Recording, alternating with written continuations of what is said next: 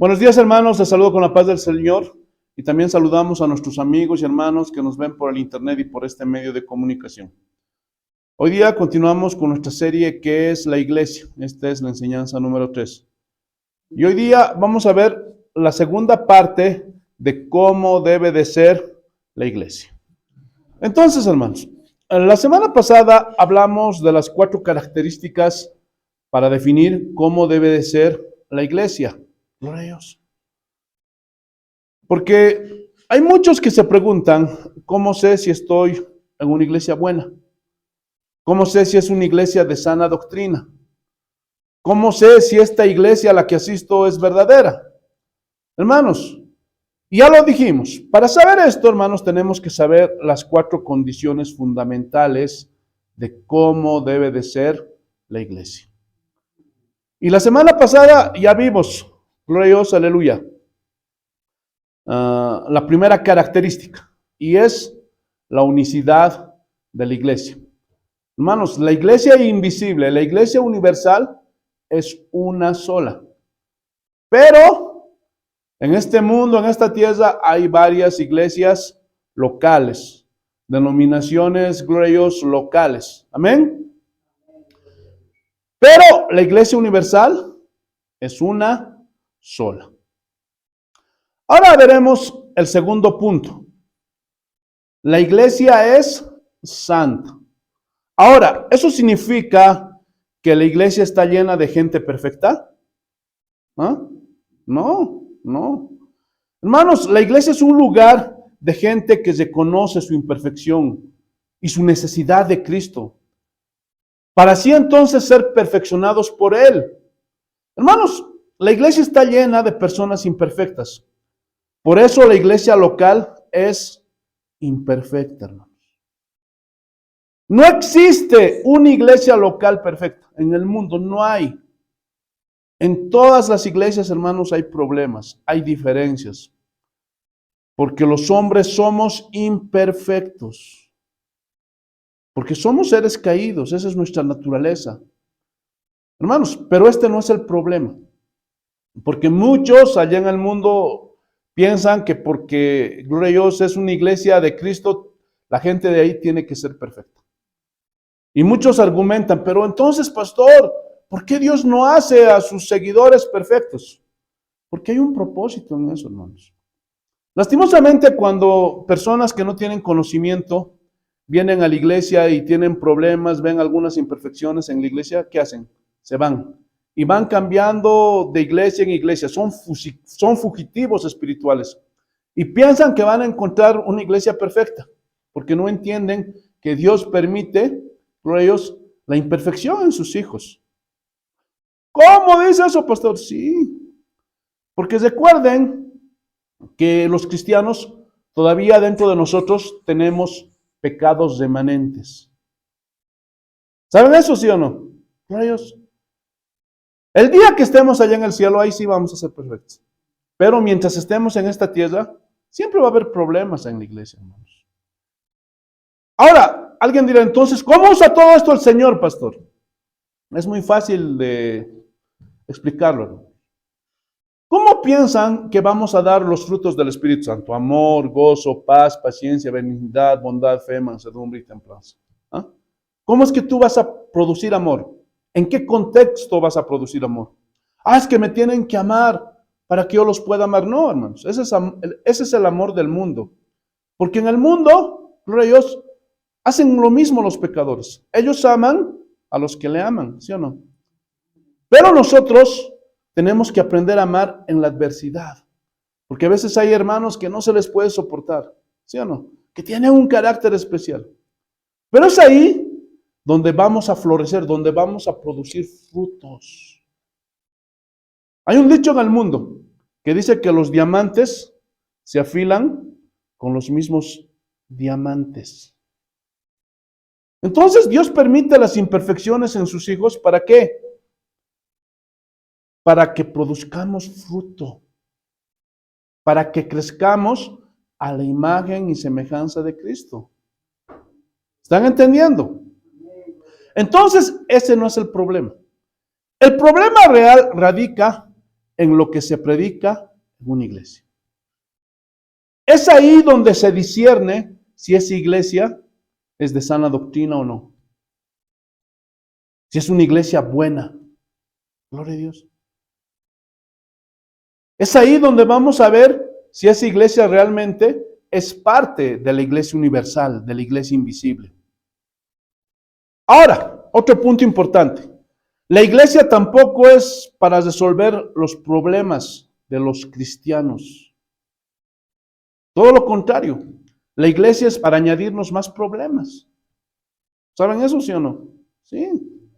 Porque, gloria a Dios, aparte de los problemas que tienes en el mundo, vienes a la iglesia y se te aumentan los problemas por causa de la doctrina, porque te convertiste al cristianismo, porque defiendes la sana doctrina, porque obedeces los mandatos del Señor. Se te van a agravar los problemas. Gloria a Dios, aleluya.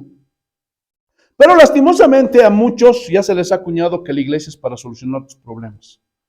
¿Por qué? Porque eso les están enseñando a las personas. Y ya muchas veces hemos hablado de esto. En muchas iglesias ponen sus eslogans. Ven a Cristo para solucionar tus problemas. Tienes problemas familiares, tienes problemas en tu economía, en tu salud. Ven a Cristo y todos tus problemas se van a ir. Alcanza tus sueños con Jesús. Y este es un evangelio humanista centrado en el hombre, hermanos. Pero, gloria a Dios, aleluya, todo eso es mentira, todo eso es antibíblico. Porque, ¿acaso Jesús dijo que la iglesia era para eso? Para solucionar nuestros problemas. ¿Dijo eso Jesús? No. Hermanos, la iglesia es, ¿para qué? ¿Ah?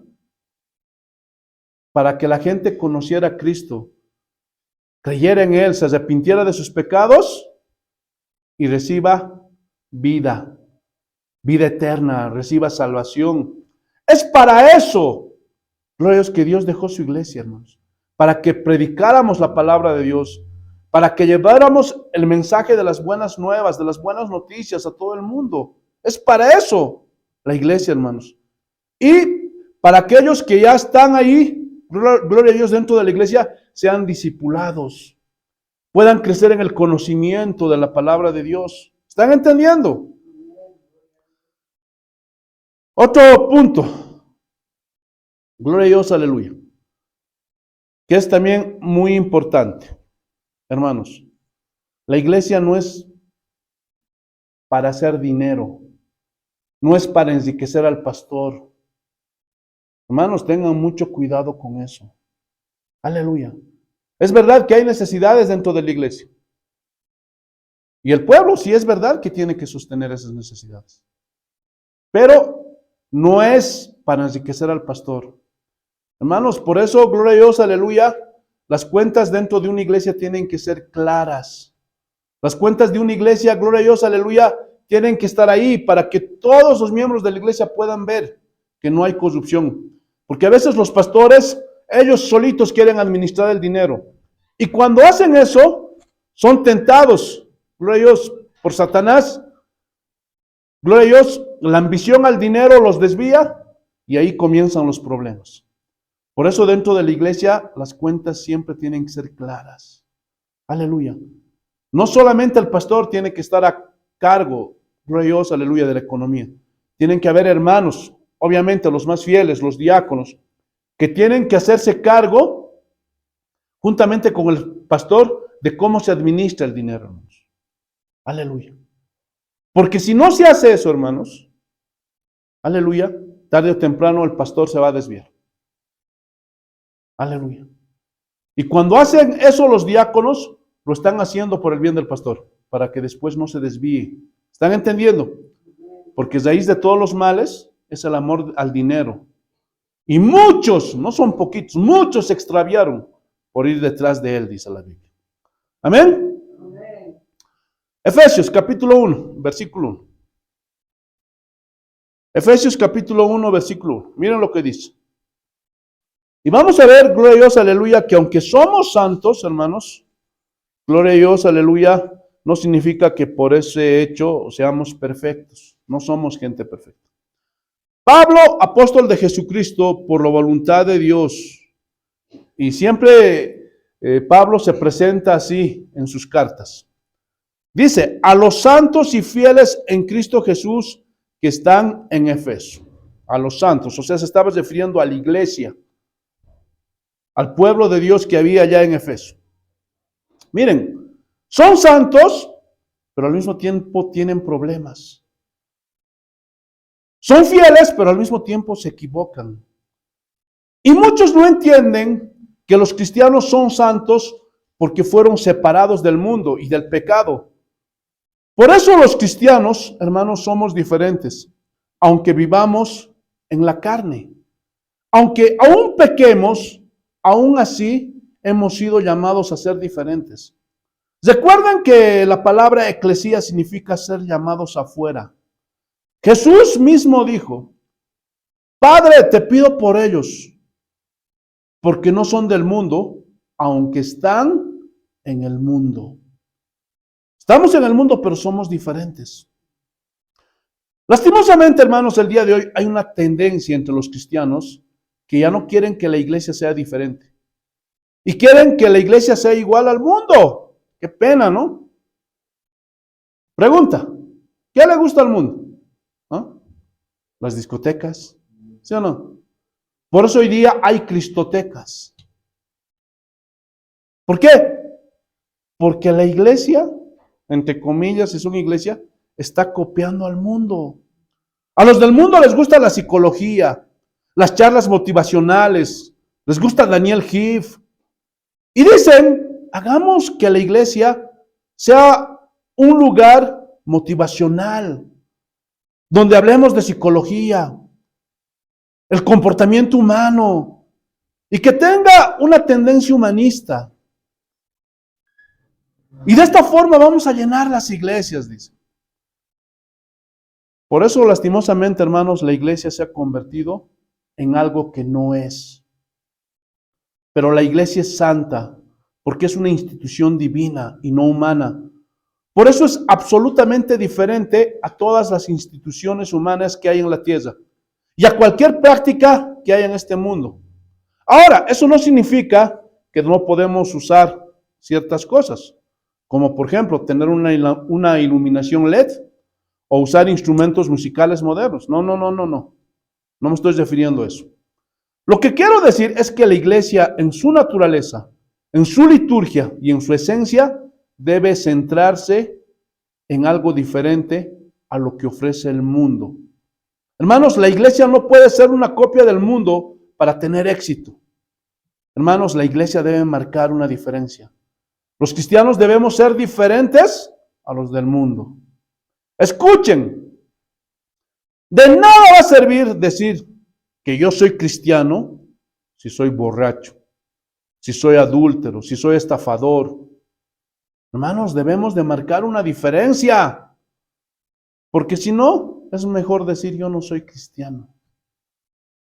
Porque por culpa de esos hombres que aseguran que son cristianos, pero no lo son, hermanos, los del mundo nos critican. ¿Por qué? Porque se hacen llamar cristianos, pero siguen emborrachándose, siguen adulterando, siguen haciendo muchas cosas malas. Y la gente de afuera, como no tiene conocimiento, piensa que cualquiera que dice que es cristiano ya es cristiano, pero no es así. Porque el cristiano es diferente. ¿Están entendiendo? Aleluya. Ahora, ¿los cristianos tenemos defectos? ¿Ah? ¿Nos equivocamos? Claro que sí. Todos lo hacemos. Pero la responsabilidad eclesiástica está en que el que predica la palabra, es decir, el pastor, haga notar las fallas que tienen los cristianos. Y les tiene que guiar al arrepentimiento. Hermano, estás fallando. Hermano, estás muy humanista. Si no entiende después de un tiempo, hermano, entonces ya, déjalo. Porque eso significa que no ha nacido de nuevo. Que no está entendiendo la palabra. Ahora, si es un nuevito, amén, con paciencia, le vamos a enseñar, le vamos a explicar, porque es nuevito, es un bebé. Pero uno que venga ya años a la iglesia, entienda la Biblia, conozca las escrituras y siga con esas niñerías, no, hermanos. Ese se está engañando a sí mismo. ¿Están entendiendo? El problema es que en muchas iglesias ya no se habla del arrepentimiento. ¿Sí o no? Ya no se habla del arrepentimiento. Ahora para venir a Cristo ya no es el arrepentimiento, ya no es arrepentirse. Ahora para venir a Cristo, ven a alcanzar tus sueños con Jesús. Ven a solucionar tus problemas familiares. Tu hijo está en las drogas, tu esposo es un borracho, es un adúltero. Ven a Cristo. Esa es la forma en la cual hoy día muchos pastores y muchas iglesias están llamando a los cristianos. Pero todo esto es antibíblico, hermanos. ¿Están entendiendo? Aleluya. Y no solo eso. Hoy día dentro de la iglesia está el mensaje de la tolerancia y el respeto. Respetemos a todos y toleremos a todos. Cuando la Biblia es un mensaje absolutamente exclusivo para aquellos que son diferentes. Aleluya. Ahora, ellos no son diferentes por sí mismos, sino porque Dios hizo la obra por ellos, en la vida de esas personas. Pero hoy día hay un movimiento que invita a la iglesia a ser una iglesia light. Esto se llama la iglesia emergente. Pero todo esto es una herejía. Porque se está convirtiendo la iglesia en shows. Y a la palabra de Dios la ponen en segundo plano. Y la liturgia que se hace en esas iglesias es como hacer un show. De cualquier teatro. Y se escudan diciendo, es que estamos evangelizando para ganar almas. Pero la gente no se convierte a punta de shows. Eso es una herejía. Eso no convence a nadie. El único que puede convencer de pecado, de justicia y de juicio es el Espíritu Santo. Es que Dios derrame su gracia sobre una persona. ¿Y cómo va a ser eso? Cuando esa persona escucha la palabra, el mensaje de Dios. Hermanos, el poder de la iglesia está en la palabra. Todos aquellos que han quitado la palabra de Dios de sus iglesias y han puesto otras cosas en primer lugar, esa iglesia ha perdido poder. ¿Están entendiendo? La iglesia no es para hacer shows, hermanos. Por favor, no es para hacer shows. Eso ya está de moda. Principalmente en esas iglesias activistas que quieren entretener al pueblo, entre comillas, de Dios, para que no se vayan y quieren retenerlos y hacen shows. Invitan hasta payasos, hermanos. Pero la iglesia no es para hacer shows. Hermanos, la iglesia es para escuchar la palabra de Dios. Es para adorar al Señor, para humillarnos en la presencia del Señor, para reconocer nuestro pecado, para arrepentirnos de nuestro pecado, para ser educados y formados en la palabra y así vivir de una manera diferente, ser santos, ser distintos a los del mundo. Hermanos, la iglesia no puede ser una copia del mundo. Los apóstoles y discípulos jamás intentaron copiar al mundo. ¿Ustedes vieron en alguna carta de Pablo, de Pedro, de Juan? ¿Vamos a imitar al mundo? No, hermanos, eso no existe en la Biblia. Todo lo que hoy día se ve dentro de muchas iglesias, hermanos, son puras herejías y cosas antibíblicas. Vamos a ver, gloria a Dios, aleluya, la tercera característica de cómo debe de ser una iglesia. La iglesia es católica. ¿Qué, pastor? ¿Cómo católica? Sí. Te lo voy a decir de esta manera. La iglesia es universal. Eso es lo que significa católica, que es universal. Lastimosamente porque la iglesia romana se puso ese título, iglesia católica, apostólica y romana. Muchos piensan que ese título es exclusivo de la iglesia romana, pero eso es una herejía. Eso ya existía hace muchos años, antes de que existiera esta secta romana. Hermano, católica significa que la iglesia es universal.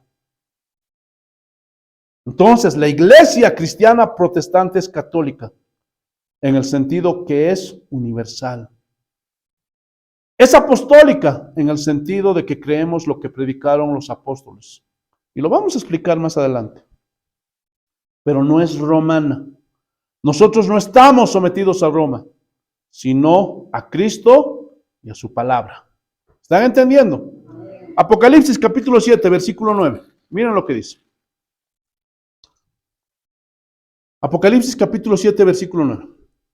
Después de esto miré y he aquí una gran multitud, la cual nadie podía contar, de todas las naciones y tribus y pueblos y lenguas, que estaban delante del trono y en la presencia del Cordero, vestidos de ropas blancas y con palmas en las manos.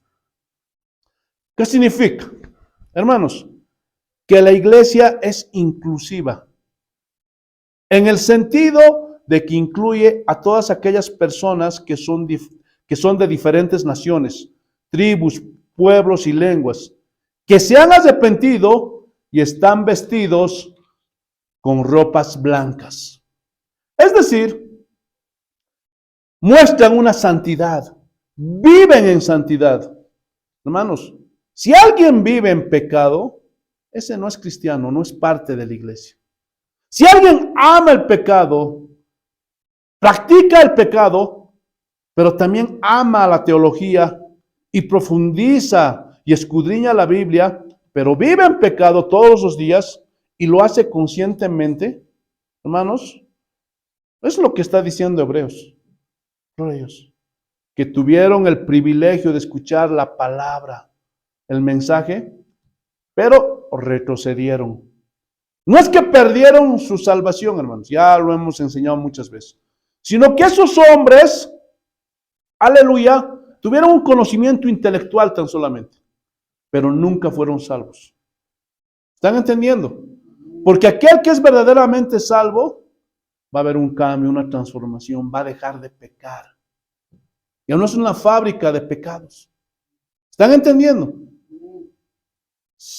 A ese cristiano se lo reconoce por sus frutos, por sus buenas obras. ¿Por qué? Porque es salvo. ¿Están entendiendo? Lastimosamente, hermanos, la mayoría de los cristianos protestantes el día de hoy no han nacido de nuevo. No conocen a Cristo. No saben quién es el Señor. Pero hoy está de moda decir, yo soy cristiano. Hoy todo el mundo es teólogo. Hoy todo el mundo tiene la verdad absoluta sobre la iglesia y la teología. Hoy las opiniones subjetivas prevalecen sobre la teología histórica de cientos de hombres que han estado durante toda la historia escudriñando la palabra de Dios y organizando y sistematizando, hermanos, los principios teológicos. Pero hoy parece que eso ya no importa. Ya hacen a un lado esos 2000 años de pensadores que estaban sistematizando la teología. Ahora lo que alguien piensa es la verdad, porque se cree el iluminado. Oh, yo soy el apóstol, el profeta. No, hermanos, eso es un error. Esto no se trata solo de teología. Hermanos, esto va más allá. Esto es una vida en santidad y humillada delante de Dios. Y de eso nos habla las vestiduras blancas. Y solo con vestiduras blancas podremos estar delante del Señor, con palmas en las manos, aplaudiendo la hermosura y grandeza de nuestro Señor Jesucristo. Y el día de hoy hay muchos pastores y aseguran que fuera de su denominación o de su iglesia no hay salvación. Hermano, y eso es mentira. Nunca, nunca en la Biblia nos pone como condición para ser salvos pertenecer a una iglesia exclusiva. Lo que sí nos dice, hermanos, o lo que nos pone como condición es que debemos de pertenecer a la iglesia de Cristo. El que no es de la iglesia de Cristo, hermanos, no es salvo. ¿Están notando la diferencia? Gloria a Dios. Hermano, la iglesia de Cristo son todas esas iglesias locales donde se predica el evangelio verdadero de nuestro Señor. No importa el título, no importa el letrero que tenga allá afuera. Gloria a Dios. Escuchen, la iglesia no es la que salva, es Cristo quien salva a la iglesia. Así como no había salvación fuera del arca de Noé, tenían que estar adentro las personas. ¿Se acuerdan, sí o no? Los que estaban fuera del arca, ¿qué pasó? Murieron todos. Por eso, hermanos, para ser salvos tenemos que estar en la iglesia. ser parte de una iglesia local para así ser parte de la iglesia universal, de la iglesia invisible.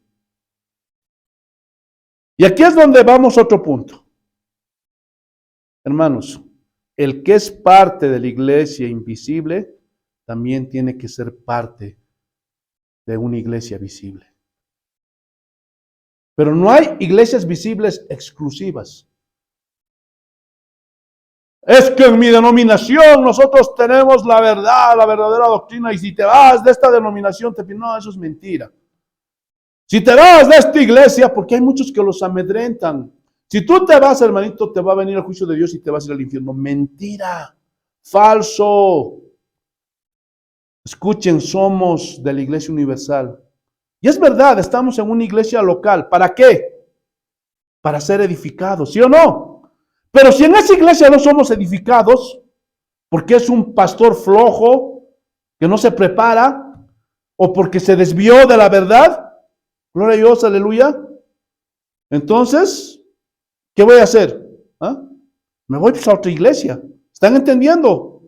A otra iglesia local, donde yo pueda ser edificado. Tenemos esa libertad, gracias a Dios, hermanos. Hay diversidad en la iglesia. Diversidad de dones, diversidad de ministerios, diversidad de tribus, pueblos y naciones. Esa es la diversidad de la iglesia, la verdadera diversidad. Pero el día de hoy, para la iglesia, hermanos, la diversidad es aceptar personas transgénero, intergénero, lesbianas, homosexuales. Y eso es un error. Es verdad que nosotros como cristianos amamos a esas personas, pero en el sentido en que les decimos, arrepiéntanse de sus pecados. Vengan a Cristo. Y si se arrepienten, ¿qué hacemos? ¿Los votamos? No, los recibimos. Hermano, cuando a una iglesia local entra un homosexual, entra un ladrón, un adúltero, una lesbiana, sea quien sea, el más grande pecador, una bruja, cualquier tipo de persona, tiene que ser bienvenido. ¿Por qué? Porque ¿qué le puedes exigir a una persona que no tiene conocimiento de Dios? Ese es el error de muchos pastores, que cuando ven un homosexual, ven, gloria a Dios, a una lesbiana, los corren de sus iglesias. Y eso está mal. ¿Por qué? Porque ellos piensan que ellos se tienen que dar cuenta por sí solos. No, hermanos, es imposible. Ellos necesitan escuchar la palabra de Dios.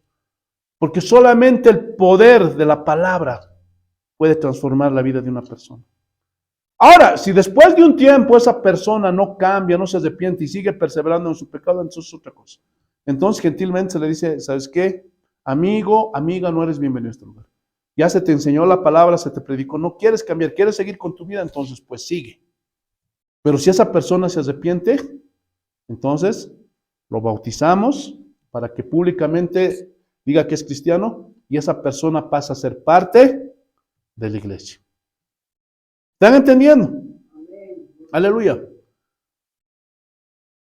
Pero, lastimosamente, gloria a Dios, aleluya, muchos cometen un error y los echan, gloria a Dios, de las iglesias.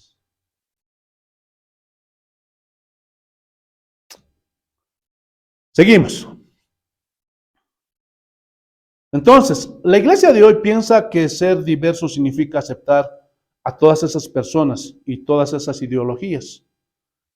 Y eso es un error, eso se han ido al otro lado. Es más, hoy día hay pastores homosexuales que están predicando la palabra de Dios junto con su pareja, otro hombre, hermanos. Y eso es abominación delante del Señor. ¿Por qué? Porque todo esto transgrede la verdad bíblica. Porque si aceptamos esto, hermanos, también aceptemos los demás pecados. Que venga el pastor borracho, que venga el pastor adúltero, mujeriego, ¿sí o no? No les digamos nada entonces. ¿Se dan cuenta que eso es absurdo? Aleluya. Hermanos, esto no es así. Entonces, aprendamos lo que es la verdadera diversidad dentro de la iglesia. Y ya lo enseñamos. Seguimos. La iglesia es universal. La iglesia es católica. Juan, capítulo 17. Evangelio de San Juan, capítulo 17. Versículos 20 y 21. Miren lo que dice. Mas no os ruego solamente por estos, sino también por los que han de creer en mí por la palabra de ellos. ¿Quiénes son ellos que creyeron? Aleluya. Por la palabra de los apóstoles. Nosotros, todos los cristianos en toda la historia. Para que todos sean uno. ¿Ven cómo la Iglesia Universal es una? Como tú, oh Padre, en mí y yo en ti. Que también ellos sean uno en nosotros. Miren cómo da un énfasis. Gloria a Dios, en que la iglesia sea una, la unicidad de la iglesia, somos uno, la iglesia universal, la iglesia invisible es una. Gloria a Dios, para que el mundo crea que tú me enviaste. Entonces, cuando los que predicamos la sana doctrina, hermanos, tenemos que entender que debemos de unirnos en lo fundamental y que nuestras diferencias secundarias no nos hacen distintos, sino que somos una sola iglesia universal. Así la gente va a creer que Dios nos ha salvado y nos ha dado una nueva vida. Porque lastimosamente hoy día, entre predicadores que predican la sana doctrina se están condenando por cosas secundarias, que si te tienes que poner corbata, que si no te tienes que poner corbata, que si te puedes poner aretes, que si no te pones aretes, que si puedes usar batería. Hermanos, esas son cosas secundarias. Hermanos, qué pena. Por eso nos critican la iglesia de Roma. ¿Por qué? Porque a veces los cristianos pelean por cosas secundarias que no afectan la salvación, hermanos. Hermanos, y esto es algo muy importante para que el mundo crea que el Padre envió a Jesucristo. Tiene que haber unidad en lo fundamental, hermanos, en la ortodoxia. Y hay cosas secundarias que no nos hacen diferentes, igual somos hijos de Dios. ¿Están entendiendo o no? Entonces, solo hay una iglesia universal, católica, que es la iglesia invisible. Y no estamos hablando de la iglesia romana, por favor. Pero aquí en la tierra, en este planeta, hay muchas iglesias visibles, hay muchas iglesias locales que tienen diferentes nombres y tienen sus letreros, gloria a Dios, diferentes nombres, que el buen samaritano, la iglesia de la profecía y tantos nombres, hermanos. Gloria a Dios, aleluya. Hermanos, pero escúchenme bien, la denominación es lo de menos, o el nombre de la iglesia. Lo más importante es la doctrina. Que la doctrina de esa iglesia sea doctrina ortodoxa. Gloria a Dios. Porque eso define si somos parte de la iglesia universal o no lo somos. No el título, no la denominación, sino lo que se predica dentro de esa iglesia. ¿Están entendiendo? Escuchen, la expresión de la iglesia universal es la iglesia local. Es decir, yo no puedo decir que soy parte de la iglesia universal si no soy parte de la iglesia local. No puedo decir. Aleluya. ¿Están entendiendo? Ahora, ¿en qué sentido? Gloria a Dios. ¿En qué sentido, pastor? Primero, en espacio. Es decir, la iglesia es para todo el mundo. El espacio de la iglesia es el mundo entero. Esa es la gran comisión. Vamos a predicar en Jerusalén, en Samaria, en Judea y hasta lo último de la tierra. Número 2, en tipo. Es decir, la iglesia es para todo tipo de personas. No importa si es israelita, si es boliviano, si es chileno, si es peruano, si es chino. Es para todo tipo de persona que se arrepiente y cree en Jesucristo. Y número 3, en tiempo. Es decir, es para todo tiempo. La iglesia es para... Hermanos, la iglesia no es exclusiva en el sentido en que solo la iglesia de la Reforma era la iglesia de Cristo. Ahora la iglesia de hoy ya no es iglesia. No. Es para todo tiempo. Siempre, siempre, hermanos, Dios va a tener un remanente en el mundo. Siempre, siempre, siempre va a haber verdaderos cristianos. Muchos cristianos el día de hoy se asustan porque piensan que estamos en una gran apostasía.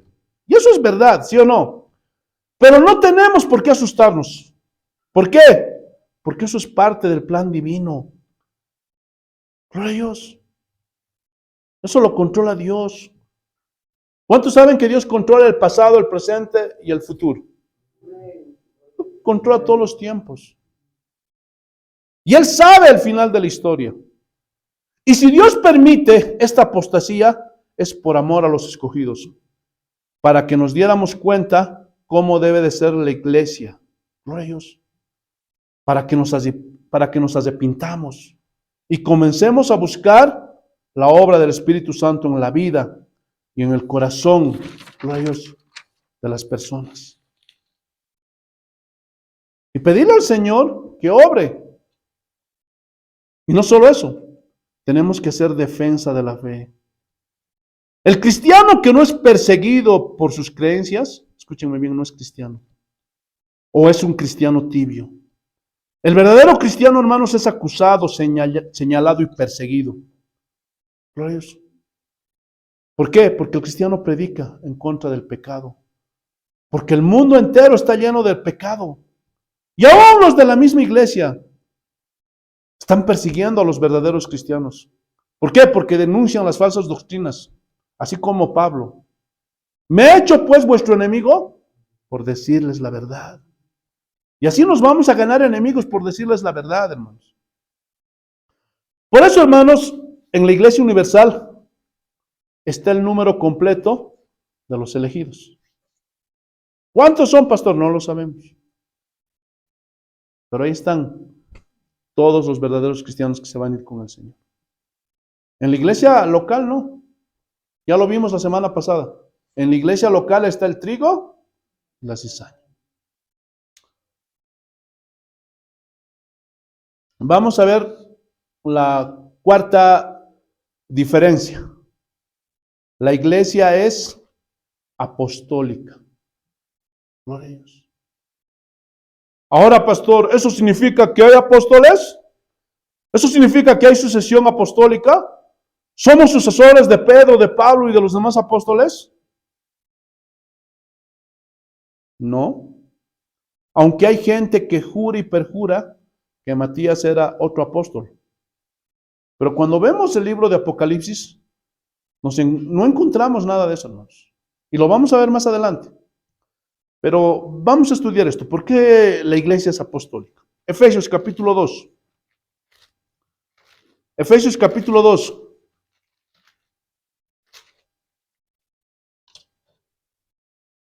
Versículos 19 al 21. Así dice el Señor. Así que ya no sois extranjeros ni advenedizos, sino conciudadanos de los santos y miembros de la familia de Dios. Hermanos, los cristianos somos parte de la familia de Dios. Edificados sobre el fundamento de los apóstoles y profetas, siendo la principal piedra del ángulo Jesucristo mismo, en quien todo el edificio bien coordinado va creciendo para ser un templo santo en el Señor. Entonces Pablo comienza a usar la terminología de templo para referirse a la estructura eclesiástica y a las personas. Pablo usa la terminología templo como un símil de la iglesia. El templo es la iglesia. Y aquí Pablo usa una alegoría de construcción, gloria a Dios, de una edificación o de un templo. La piedra principal del ángulo, donde se empieza a construir, ¿quién es? Jesucristo. Y alrededor de él, que es esa roca, comienza a construirse la iglesia. Pero lo primero que hay que hacer, gloria a Dios, es construir los fundamentos o las columnas. Después de poner la base o el cimiento, ¿qué es lo que se continúa haciendo en la construcción? Se pone las columnas, los pilares o los fundamentos. Aleluya. En otra parte de la escritura la llaman así, como columnas. Gloria a Dios. O es el fundamento, que es lo mismo. ¿Y quién es el fundamento? ¿Ah? Rayos. La base es Cristo. Los fundamentos de los apóstoles y profetas, los pilares. Gloria a Dios, las columnas. ¿Y esto de qué nos habla cuando dice esto? ¿Ah? De la palabra de Dios. Es decir, lo que ellos escribieron. Y luego nosotros construimos el resto de la iglesia. Y hemos venido construyendo la iglesia desde el momento en que murieron los apóstoles. Luego los discípulos de los apóstoles, a los que llamamos los padres de la iglesia. Ellos comenzaron a poner los pequeños ladrillos. Obvio que esto es una alegoría para que ustedes puedan entender. Pero esos ladrillos no salen ni de la base ni de las columnas. Y tampoco se puede levantar una pared de ladrillos sin base y sin columnas. ¿Por qué? Porque se caen, ¿sí o no? Todos sabemos que una construcción comienza por ese esqueleto, ese armazón. Y esa es la misma alegoría que Pablo está usando aquí. Por eso, después de más de 2000 años, los cristianos, ¿dónde comenzamos a construir? ¿Ah? ¿Dónde? Pregunta, ¿derribamos lo que los padres de la iglesia construyeron? No. Construimos sobre lo que ellos construyeron. Porque mientras lo que ellos hayan construido en la base que es Cristo y en las columnas que son los apóstoles y profetas, pues todo eso nos contribuye a nosotros para la edificación y formación. ¿Por qué? Porque no se salen de lo bíblico, de los parámetros bíblicos. Porque también hubieron padres apostólicos que sí se salieron de los parámetros bíblicos. Y cuando se salen de lo bíblico, entonces rechazamos eso, aunque haya sido un padre de la iglesia. Pero mientras ellos se sometan a las escrituras, es sobre eso que debo de construir. Y aquí estoy haciendo una lección apologética de lo que es el construir teniendo en cuenta lo que otros durante los siglos que han estado predicando. Hermanos, no podemos ignorar más de 2000 años de teología cristiana. Todos los teólogos históricos no tienen ni tendrán jamás la misma autoridad que las escrituras, de los escritos de los apóstoles y profetas, ni de lo que dijo Jesús, jamás. Eso quiero que sea claro. Pero nos ayudan a ver, a interpretar y entender la Biblia. Porque muchos dicen, ¿por qué los cristianos protestantes toman las confesiones de fe? Que la confesión de fe bautista, que la confesión de fe belga. ¿Para qué? Lo único que nos importa es la palabra de Dios. Sí, es verdad. La palabra es la base. Pero esas confesiones de fe son ladrillos. Y nosotros revisamos cuál de esos ladrillos no están bien puestos. Y si no están bien puestos, los quitamos. ¿Por qué? Porque lo que importa es la base, la palabra de Dios y Jesucristo. Pero yo no puedo derribar esos ladrillos, que es un símil de personas que pensaron antes que nosotros. Ellos, gloria a Dios, empezaron de cero. Gloria a Dios. Ahora, eso a nosotros nos beneficia, porque nosotros ya no estamos empezando de cero. Pero aquellos que dicen, no, yo no quiero nada de eso porque yo tengo la revelación completa de Dios. No, hermanos. No. ¿De dónde sacamos eso? Como hoy día lo quieren hacer muchos pastores. No podemos borrar todo lo que los cristianos en toda la historia han escrito. Ahora, ¿tenemos que evaluarlos a la luz de la palabra? Sí, claro que sí. Pero de ellos aprendemos un montón de cosas. Y vuelvo a repetir, ya no tenemos que empezar de cero. ¿Por qué? Porque alguien ya lo pensó, lo sistematizó, lo organizó.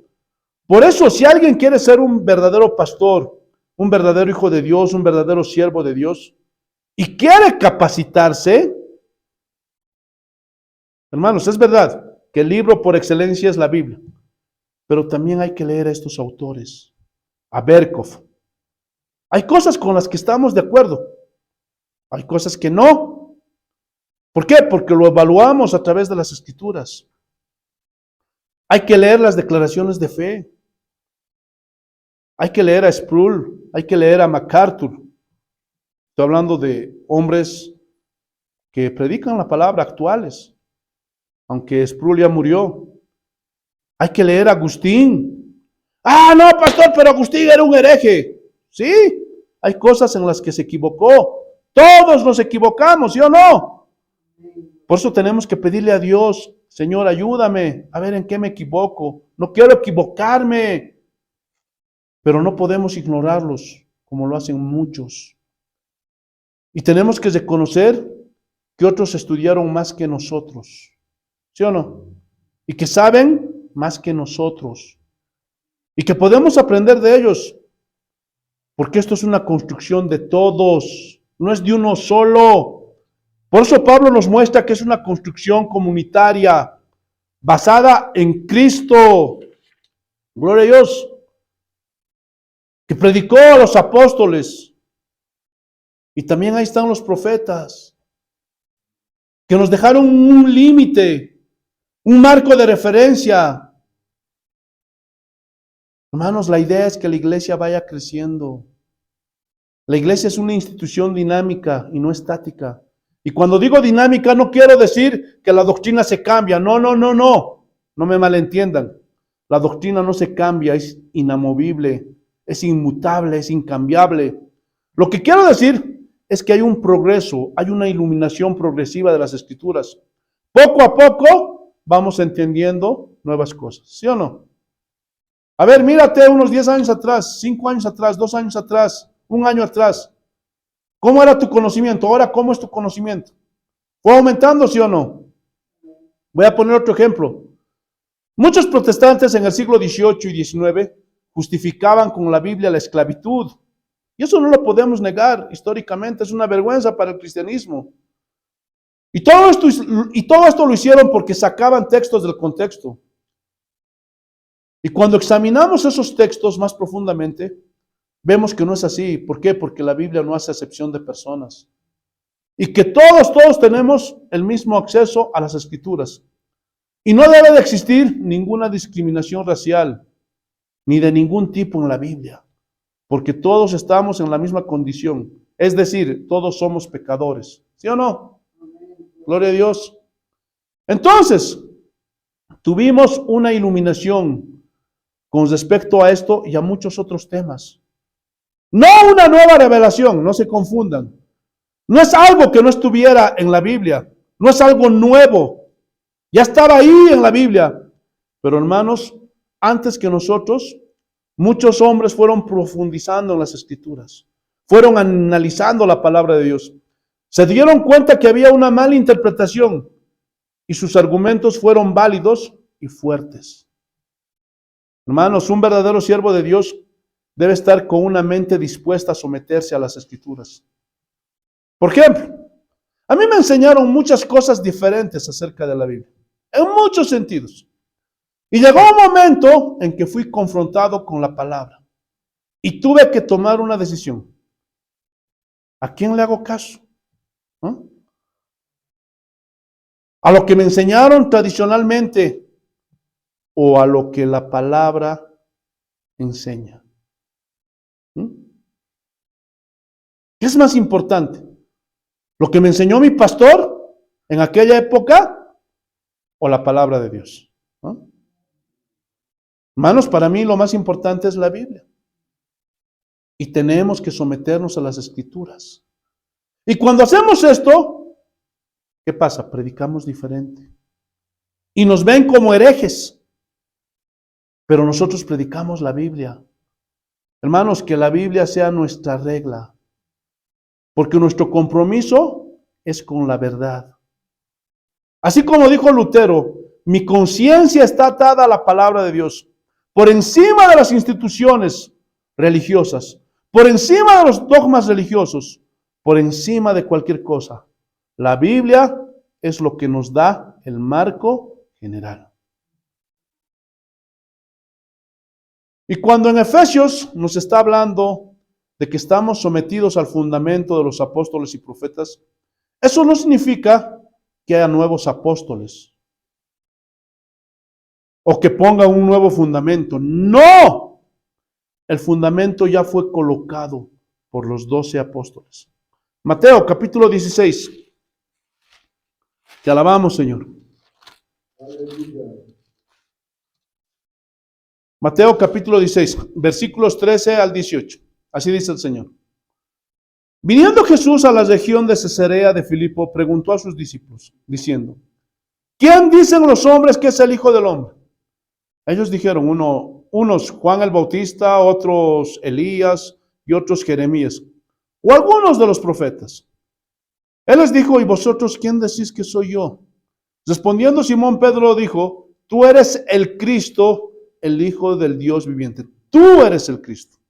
Entonces les respondió Jesús, bienaventurado eres Simón, hijo de Jonás, porque no te lo reveló carne ni sangre, sino mi Padre que está en los cielos.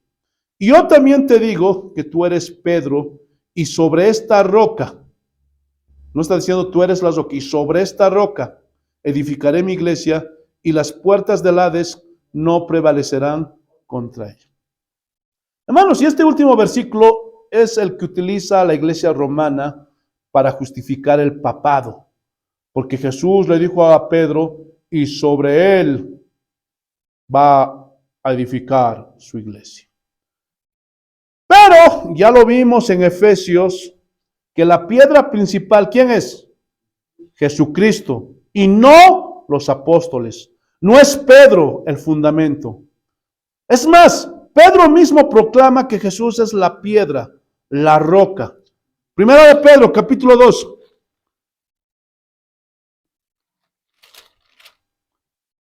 Versículos 7 y 8. Para vosotros, pues, los que creéis, Él es precioso.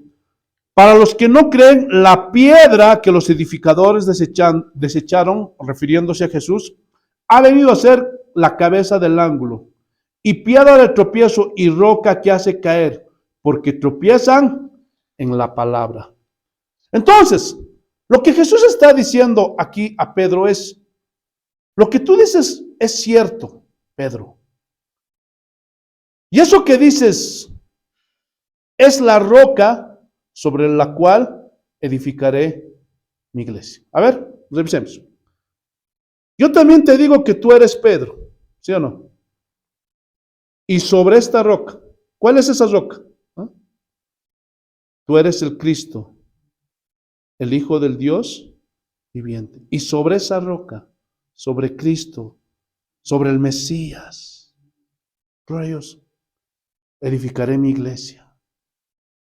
Aleluya. Entonces, hermanos, la roca es Cristo. ¿Cuál es la base sobre la cual se edifica la iglesia? Como dijo Pedro, Cristo, el Hijo del Dios viviente. Esa es la declaración de Pedro. La roca es el Hijo del Dios viviente. Y no solo eso, Jesús le continúa diciendo, tú eres Petros, pero yo soy Petra. Gloria a Dios. Y sobre esta Petra edificaré mi iglesia, porque yo soy el Cristo, dice el Señor. Hermanos, Jesús es la verdadera roca y no Pedro. Ahora, ¿eso significa que Pedro no tenía autoridad? No. Si él escribió 2 epístolas que son parte de la palabra de Dios, y algunos autores piensan que él fue el que dictó el Evangelio de Marcos. ¿Sí? Pedro es muy importante, pero no es la roca. La roca es Cristo.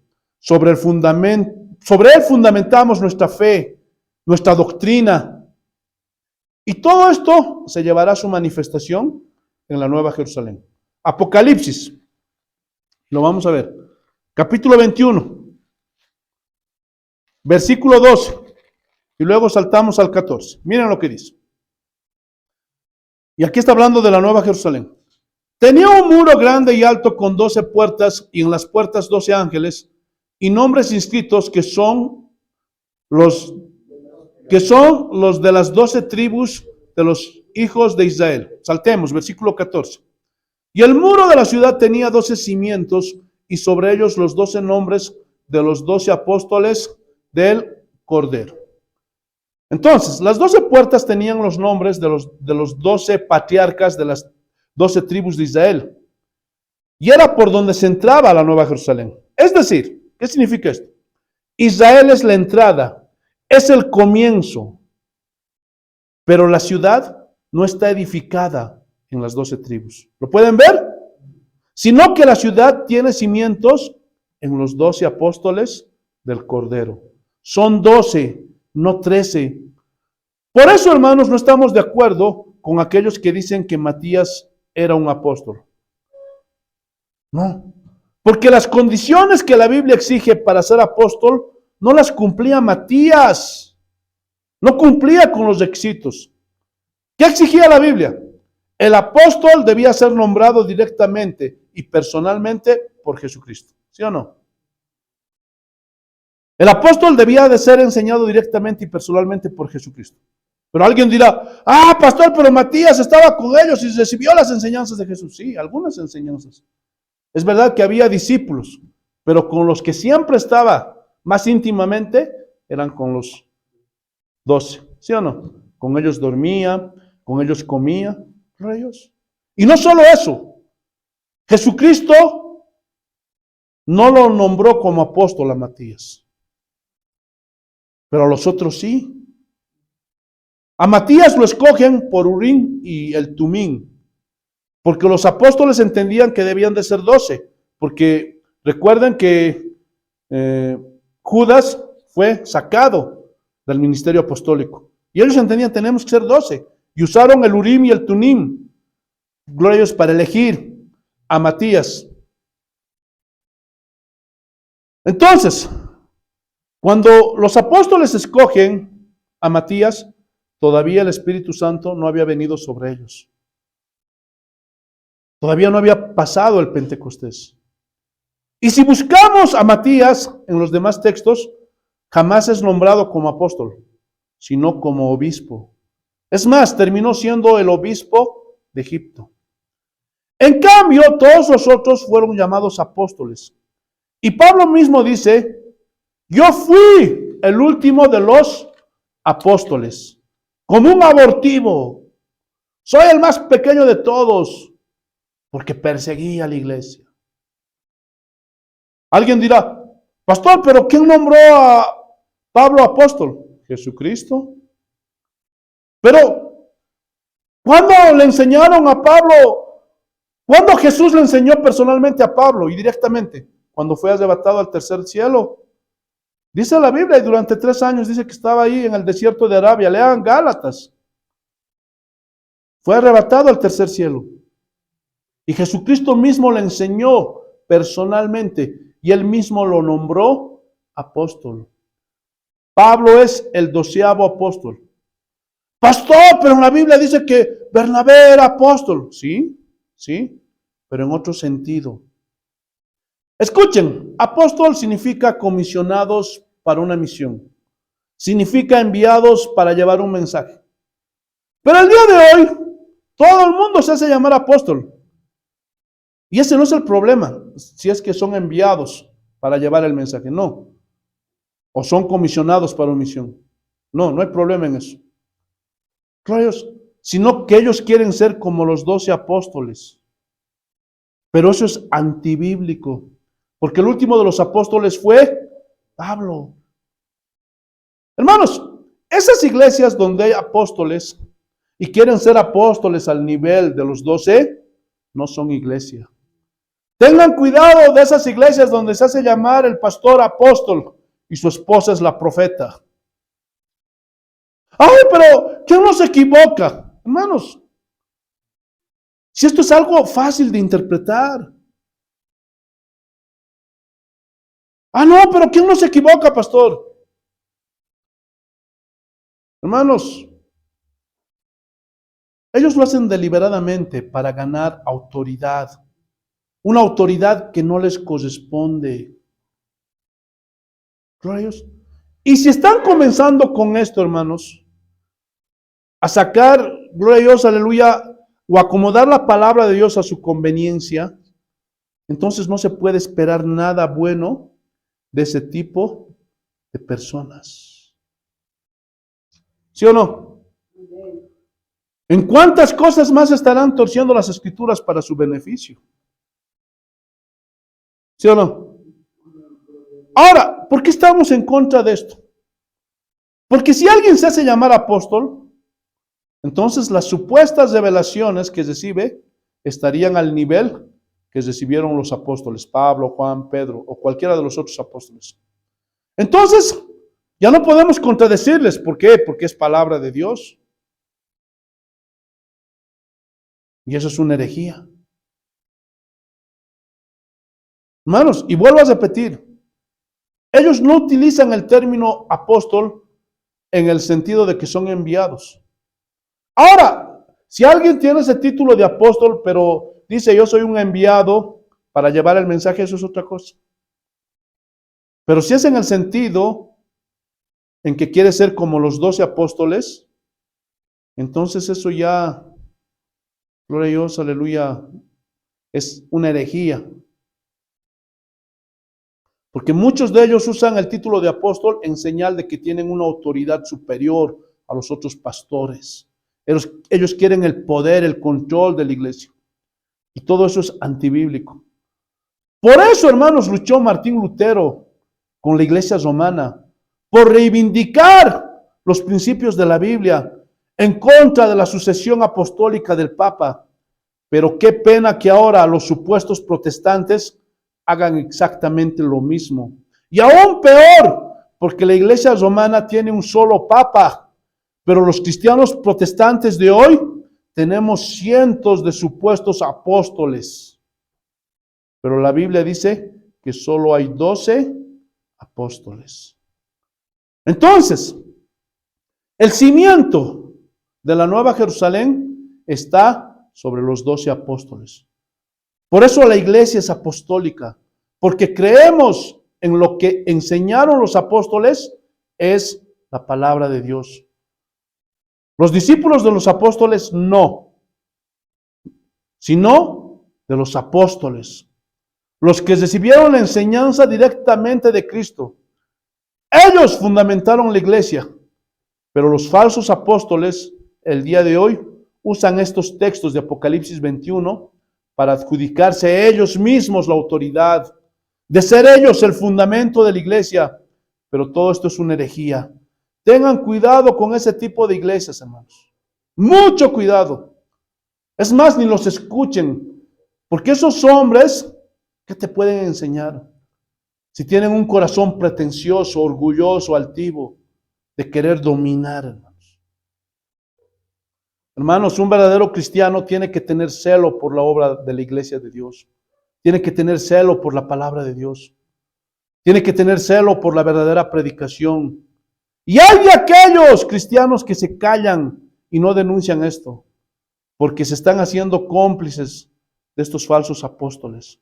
Y hay muchos cristianos el día de hoy que ya son cómplices de todo esto.